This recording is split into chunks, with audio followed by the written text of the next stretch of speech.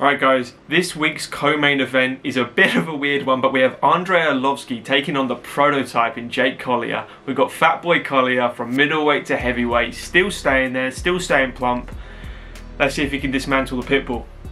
But before we get into it guys, this video is sponsored by Full Reptile Collective, brought to you by Dan Hardy. Head over to their website at fullreptile.co.uk where you can find anything from training gear, t-shirts, hoodies, all the way to coffee. For an exclusive 10% off, use Dan Said So at checkout. Make sure to also check out their YouTube channel for some of the best MMA content out there, bar my own. Let's get back to the video. Alright guys, we'll quickly start with Andrei Arlovski because at this point I think everybody knows what Andrei Arlovski does. Whether you've watched him 15, 20 years ago or whether you watch him today. He does very similar things. He hasn't evolved as a mixed martial artist, but he's fine-tuned and really got the grit and determination. He's an absolute warrior and fighter, and it's shown because he's won 5 of his last 6 fights. So obviously the only fight he did lose against was Tom Aspinall, where he got choked against the fence and barely put an effort up because he knew he was outclassed and that's the way it was going. This is a completely different fight. Andrei Arlovski has a very good first round. His boxing is crisp, his chin is still durable. You know, against Vandara, beat him up in the first round, easy peasy.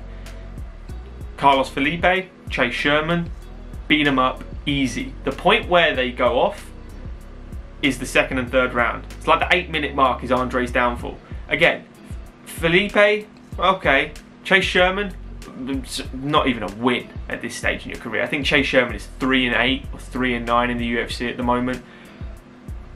I just don't rate a Chase Sherman win very highly on the record, but hey, Andre still got the win. But before Tom, obviously, did beat Tanner Boser, and that's a big win to me because I actually think Tanner Boser's better than his record suggests and better than his performances make out. He is underrated, but he's also inconsistent. So Andrei Arlovski, good win there. He's going to march forward and he's going to lay those hooks on you. He doesn't use a jab all that much, but he does use movement still. He's very quick for 43 years old. He's very quick for a 240-pound man as well. Good movement, has implemented one aspect into his game, which is a calf kick.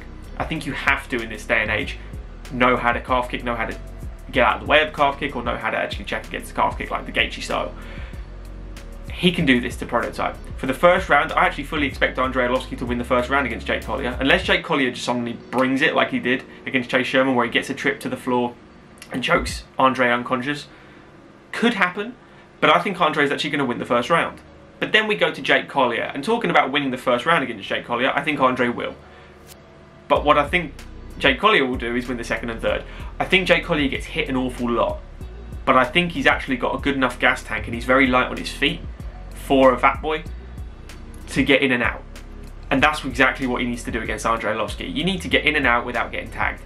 And if Andrei Arlovski is going to tag you, he's going to be marching forward. After that, again, I say 6, 7, 8, you know, the middle of round 2 kind of point, Andrei drops off dramatically and you can kind of dance around him. And that's Jake's game. Jake's going to land the hooks, he's going to land the kicks, and he's going to get in and out. He's going to get in and out without being touched as well, in my opinion. He has a very high guard, a lot does get through it, though you saw against the Lins fight, a lot does get through him. But he needs to do what I said in the Andrei part. He needs to get him to the floor. I think he has a massive advantage on the floor. He's a very good mixed martial artist, Jake Collier, but he just shouldn't be at heavyweight. He's just, you can see the difference at him and middleweight. He's absolutely jacked and he's suited to that weight class here. I don't know what happened in his life to make him go donuts and heavyweight, but even go to light heavyweight. He is not a heavyweight fighter. He is only going to be at this level because I think it's going to be a competitive fight against Andrei Arlovski, and it shouldn't be. He's a tremendous mixed martial artist that just has almost given up on his body. Saying all that, I do think he's going to win. I do think Jake Collier will win this fight. I think he is more than enough for Andrei Arlovski at this point. I think Andrei's not going to think about retiring. He's not slowing down. He's still a draw. Hence, he's a co-main event on a fight night, which is bonkers to me.